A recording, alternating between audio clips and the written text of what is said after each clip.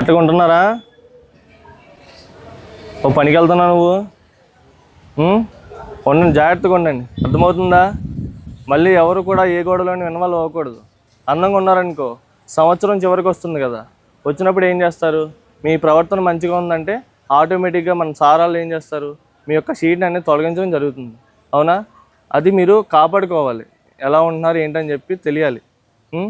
మన రీసెంట్గానే ఏం జరిగిందంటే, మీలోనే ఒకరు వాళ్ళ అమ్మగారు వచ్చారు స్టేషన్కి. వచ్చి ఇలాగ మా అబ్బాయి కొద్దిగా ఇబ్బంది పెడుతున్నాడండి, తాగి ఇలాగా తిట్టడం, లేకపోతే అన్నం పెట్టినప్పుడు ప్లేట్ ఇసిరేయడం, అటువంటివి చేస్తున్నాడని చెప్పారు.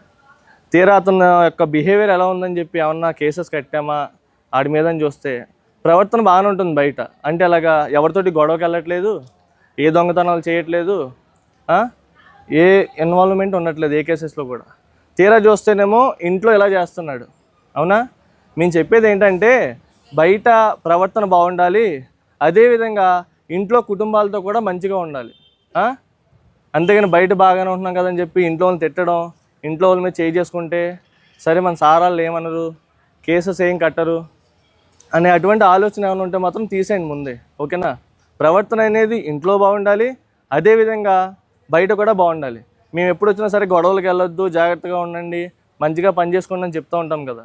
చెప్తాం ఎందుకు? బయట బాగుండాలని చెప్పి. అదేవిధంగా ఇంట్లో వాళ్ళతో కూడా మంచిగా ఉండాలి. ఓకేనా?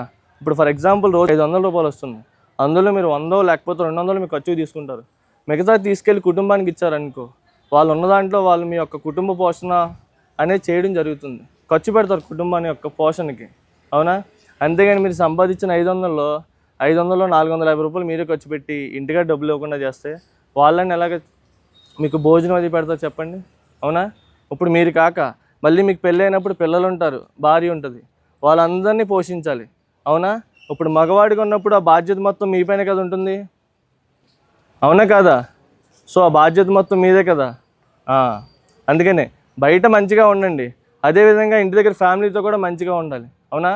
ముందు ఇంకా మనకి మున్సిపాలిటీ ఎలక్షన్స్ ఇవన్నీ వస్తున్నాయి కాబట్టి మీరు అందరూ ఇంకా జాగ్రత్తగా ఉండాలి. ఓకేనా? ఎవరో ఏదో చెప్పారని, లేకపోతే ఎవరినో తిట్టారని చెప్పి వాళ్ళు వచ్చి మీకు చెప్తారు.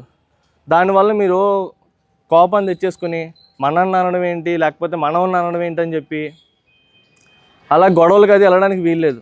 అర్థమవుతుందా? అందరినీ బైండ్ అవుట్ చేస్తాం మొత్తం అంతా. మీరు జాగ్రత్తగా ఉండాలి. లేదు మళ్ళీ ఎవరో వచ్చి నాకు ఏదో చెప్పారని చెప్పి గాలి మాటలని గాలి తిరుగుతూ, ఓకేనా, గొడవలకు కానీ లేకపోతే ఏమైనా ఇష్యూస్ కానీ ఇన్వాల్వ్మెంట్ కానీ ఉన్నట్టు తెలిసిందంటే డైరెక్ట్గా దాని మీద చట్టపరమైన చర్యలు తీసుకుంటాం. కేసులు కట్టడం, చట్టపరంగా చర్యలు తీసుకోవడం. అర్థమవుతుందా?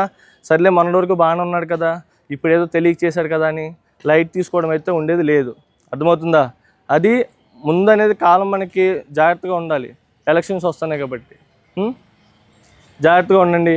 ఏ గొడవకి వెళ్ళడానికి వీల్లేదు. అర్థమవుతుందా? ఏమన్నా గొడవల్లో ఇన్వాల్వ్మెంట్ అనేది తెలిస్తే కనుక చట్టపరంగా చర్యలు తీసుకుంటాం. అందుకని మీకు పదే చెప్పడం జరుగుతుంది. కుదురుగా ఉండండి ముందు మెయిన్.